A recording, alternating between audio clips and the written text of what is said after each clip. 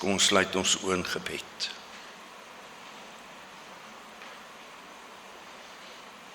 Here, ons heilige en regverdige God, wanneer ons U wet so lees, dan besef ons opnuut maar net weer wat dit is wat U van ons verwag.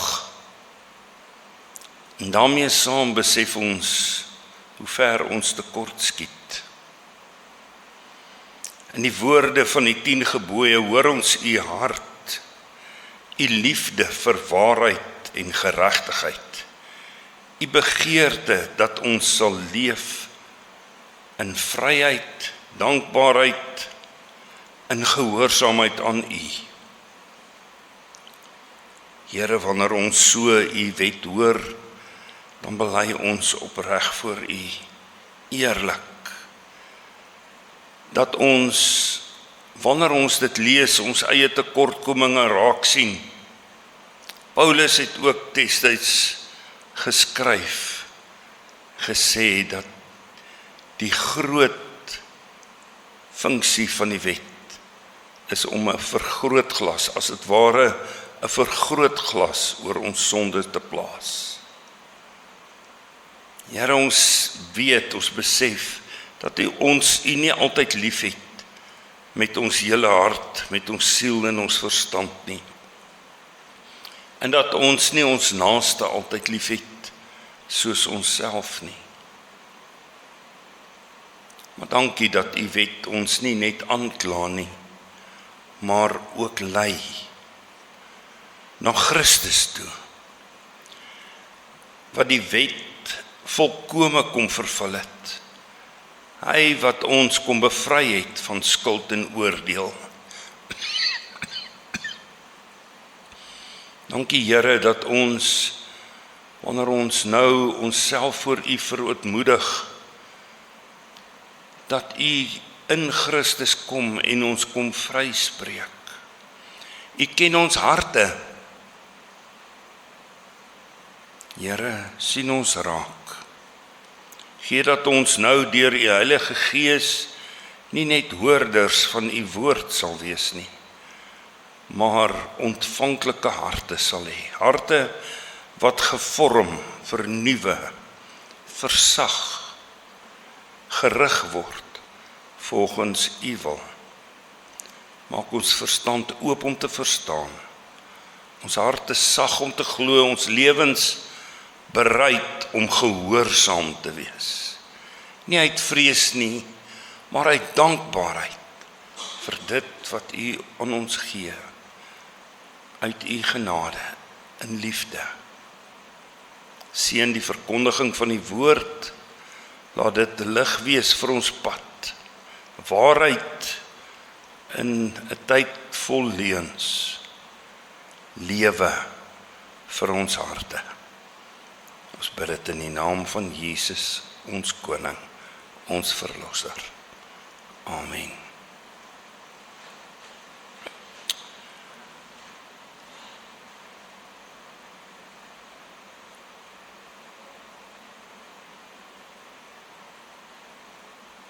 As U wil, kan U Bybels oopmaak by Psalm 78.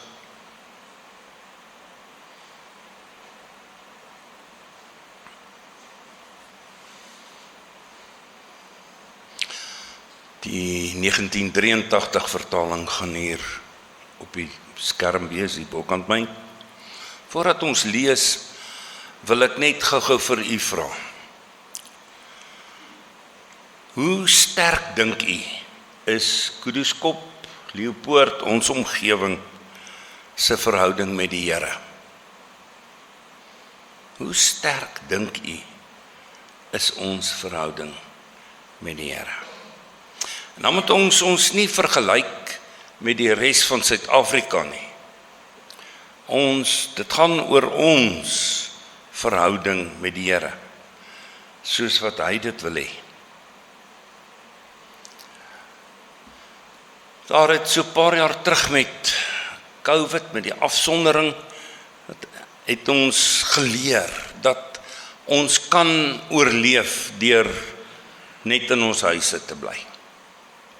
En vir 'n lang tyd het ons nie uit die huis uitgekom nie, ons het nie gaan werk nie, ons het nie kerk toe gekom nie. En toe dit verby is dit asof mense traag is om weer terug te kom kerk toe. Ons het geleer dat ons kan die TV aanskakel en boodskapies kry. Ek weet nog goed, ek in daai tyd elke dag gesit en 'n dagstukkie opgeneem en op YouTube gelaai, sodat die lidmate 'n stukkie vir die dag het. Sondag die preke opgelaai en almal het dit by die huise kyk. Na die tyd, ons nou weer kan terugkom kerk toe, is daar maar net 'n ou klein persentasie van die mense wat terugkom kerk toe. Een oomie sê vir my, dominee, dit is vir my baie makliker om 5:00 op 'n Sondagmiddag in my sitkamer met 'n koeldrank of 'n koffie in die hand jou preek op YouTube te kyk. Baie makliker.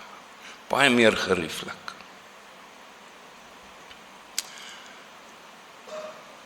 Iets van die samekoms van die gelowiges gaan verlore.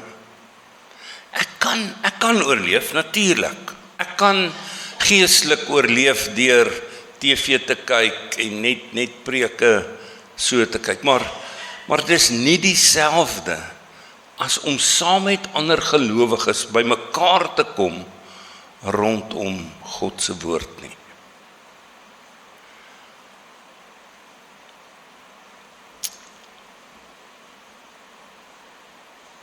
In dieselfde asem het die Sondagskool, die katedese, baie swaar daaronder gelei. Want ons het geleer ons kan oorleef sonder om Sondag kerk toe te kom. As die ouers nie kom nie, kom die kinders ook nie.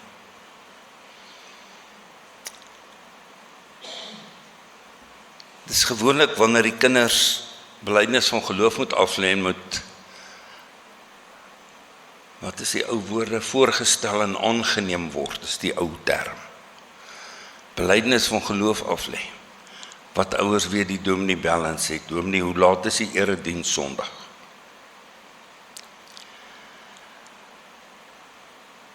Dit is die realiteit. Ek kom weer terug na die vraag. Hoe sterk is ons verhouding met die Here? Onthou, ons verhouding met die Here, elkeen van ons se verhouding met die Here is deel van die kern van my bestaan.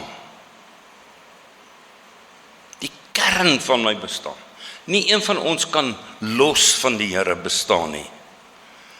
Want hy het ons gemaak. En elkeen van ons gaan eendag voor hom staan. Of ons wil of nie. Dit is hoe dit is. Dis ons getuienis, ons verhouding met die Here is deel van die kern van ons bestaan. En dit is waaroor Psalm 78 gaan. Kom ons lees. 'n gedig van Asaf, 'n maskiel. Luister na wat ek jou leer, my volk.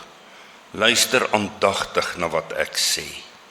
Ek gaan 'n gedig voordra. Ek gaan julle inlei in geheimenisse uit die verre verlede. Wat ons gehoor het en wat ons weet, wat ons vaders ons vertel het, sal ons vir ons kinders nie verswyg nie. Ons sal aan die volgende geslag vertel van die roemryke dade van die Here en van sy mag, van die wonderdade wat hy gedoen het. Hy het aan Jakob sy voorskrifte gegee, aan Israel se onderwysing. Hy het ons voorvaders beveel om dit aan hulle kinders bekend te maak, sodat die volgende geslag dit kan weet en die kinders wat nog gebore sal word, dit weer aan hulle kinders kan vertel.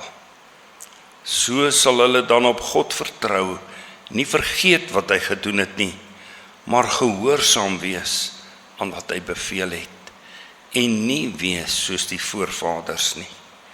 Die was 'n opstandige en ongehoorsame volk, 'n onbestendige geslag, wat nie aan God getrou was nie. Tot daar ons skriflesing. Asaf gaan verder. Hierdie is 'n samevatting van die hele Psalm. Psalm is baie lank, ek dink hy in die 70 verse. Maar hy gaan verder en dan vertel hy van dele van die geskiedenis van die volk. Hy praat van die Efraimiete. Nou die Efraimiete is die nageslag van Josef. En eintlik sou die verlosser uit Josef se nageslag gebore word. Maar omdat hulle ontrou was aan die Here, het die Here hulle op sy geskuif en het hy Dawid aangestel. Hy sê hier, die Efraimiete was goed gewapen en bedrewe met die boog. Met ander woorde, hulle het staat gemaak op hulle vermoë om met pyl en boog oorlog te voer. En almal was bang vir hulle. Hulle was goed, hulle het naam gemaak dat hulle gevaarlik was. Maar hier staan, toe die geveg begin, het hulle gevlug. Hoekom? Hulle het nie die verbond met God gehou nie en geweier om te lewe soos hy hulle geleer het. Hulle het vergeet van sy werke, van die wonderdade wat hy hulle laat sien het. En dan gaan hy verder en hy praat oor Egipte en die Egiptenare, die 10 plaae. Hy praat van die volk wat in die woestyn ingegaan het en hoe die Here vir hulle gesorg het en hoe hulle ten spyte daarvan teen hom gedraai het. Hulle het God getart toe hulle kos gevra het na eie smaak. En hy het aan hulle voorsien. Hy het manna op hulle laat reën. En so gaan hy aan. Elke keer kom die Here en hy voorsien aan hulle en dan dwaal hulle af en hulle sondig teen hom en dan straf hy hulle. Elke keer as God 'n slagting onder hulle aangerig het, vers 34, het hulle na sy wil gevra. Hulle bekeer na hom en na hom toe gekom. Hulle het bely dat God hulle rots, die allerhoogste, hulle verlosser is. Maar hulle was vals teenoor hom. Hulle was nie opreg in wat hulle gesê het nie.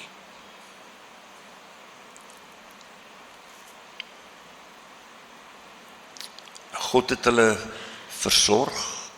Hy was elke keer wanneer hulle na hom toe kom, het hy vir hulle nog 'n kans gegee, maar hy het op die ou einde hulle verwerp. En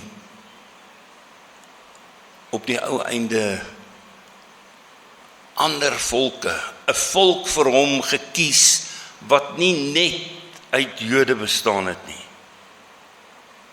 Hy het die tabernakel in Silo verwoes, die tent waarin hy onder sy mense gewoon het. Hy het sy volk aan die swaard oorgegee, kwaad geword vir die wat aan hom behoort. Hoor mooi, die jong manne het in die vuur omgekom. Daar's nie meer huweliksliedere vir die jong meisies gesing nie. Die priesters het deur die swaard gesterf. Die weduwees het nie kans gekry om hulle mans te begrawe nie. Hy het die geslag van Josef verwerp en teen die stam Efraim gekies. Hy het die stam Juda verkies. Hy het Dawid as sy dienaar gekies. So gaan die Psalm aan. Dit is, Psalm 78 is 'n geskiedenispsalm en hy verduidelik.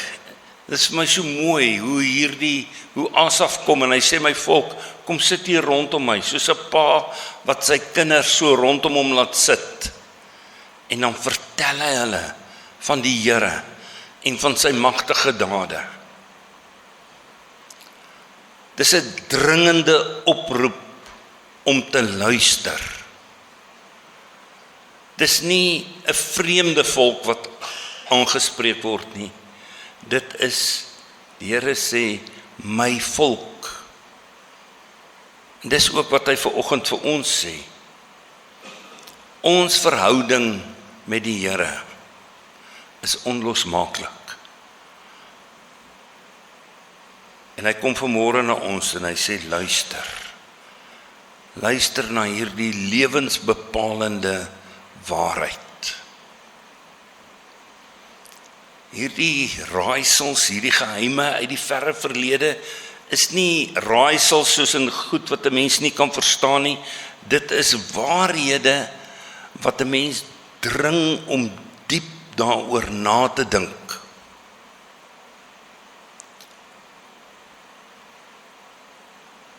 Die Here vra, luister na my, nie net met jou ore nie, maar ook met jou hart. Hierdie onderrig is baie dieper as net blote feite.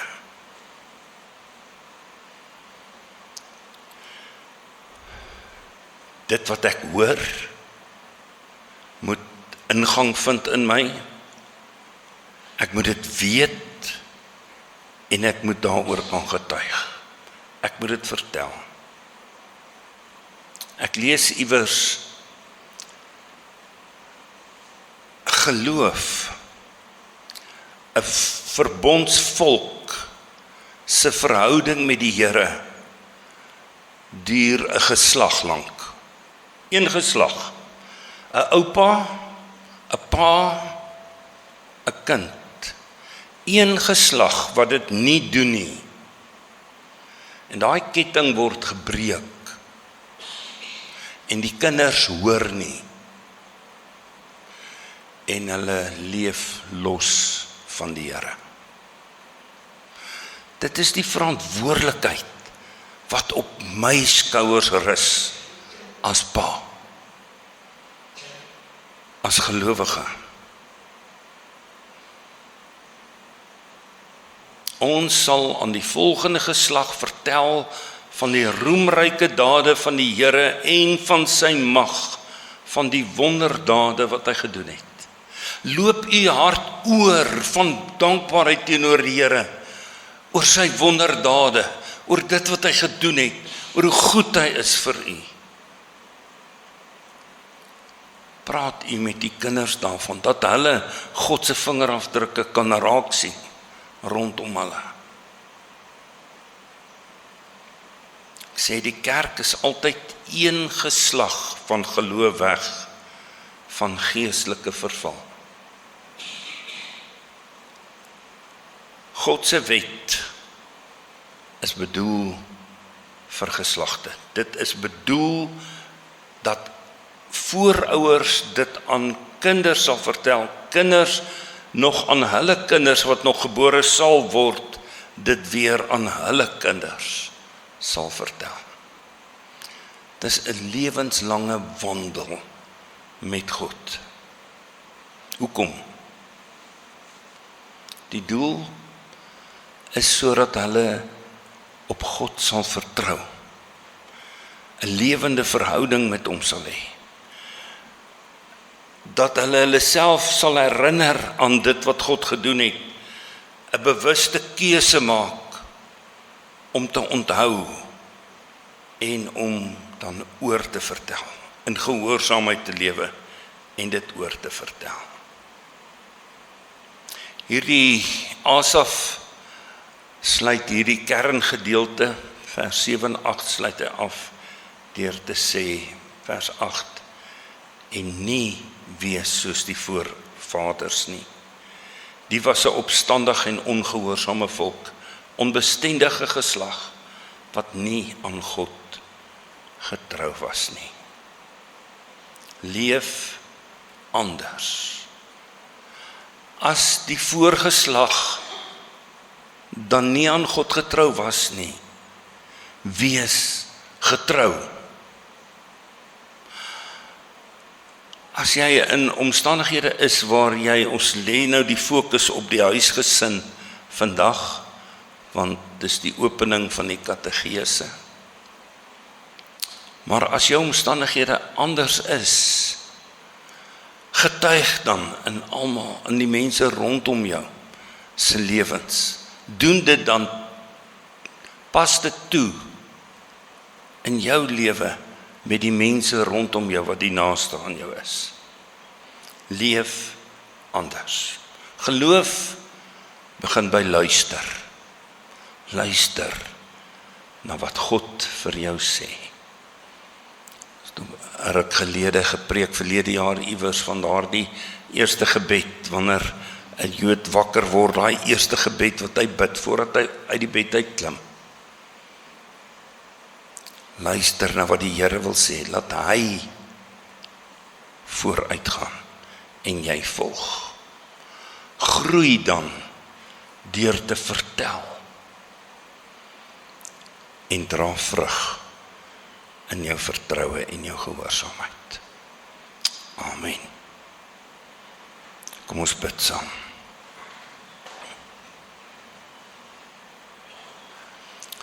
Here, die geskiedenis loop 'n pad deur elkeen van ons lewens. U loop 'n pad deur elkeen van ons lewens. Met ons. En u praat met ons. En u doen moeite met ons. Here, u wat die God van geslagte is, die een wat deur die eeue heen getrou gebly het. Ons wil nou onsself aan u kom wy. Nou dat ons opnuut weer gehoor het van u groot dade, u wonderlike werke met u kinders. U het ons geroep om te luister. Here, ons bely dat ons ore so maklik doof word, dat ons harte so gou afdwaal, dat ons soms meer onthou van die wêreldse stemme as van u woord. Vergewe ons waar ons vergeet het wat u gedoen het, waar ons stil gebly het terwyl ons moes vertel, waar ons nagelaat het om u dade aan die volgende geslag bekend te maak. Here, dankie dat u dade, u goedheid, u guns, u genade nie afhanklik is van ons volmaaklikheid nie, maar dat u steeds God is, anders as 'n mens. Dankie dat u aanhou met ons moeite doen. Here, ons wil nie hê dat u van ons moet praat, soos wat Asaf van die vorige geslag gepraat het, wat ontrou was nie. Ons wil hê dat wanneer u aan ons dink, u moet glimlag, u moet opgewonde wees oor ons. Bewaar ons daarvan, Here, dat ons nie 'n hardkoppige en opstandige geslag sal wees nie. Vorm in ons 'n vaste hart wat op u alleen vertrou. Maak ons 'n volk, maak ons 'n geslag wat luister wanneer u spreek, wat onthou wanneer die wêreld vergeet en wat getrou bly wanneer ander omdraai. Ons kom nou vanoggend op hierdie baie spesiale geleentheid en ons kom lê ons huise, ons gesinne, ons ouers, grootouers, kinders, kleinkinders opnuut in u hand. Laat u woord in ons woon en laat ons lewens 'n getuienis wees van u liefde en u genade. Ons bid dit in Jesus Christus, ons Here se naam. Amen.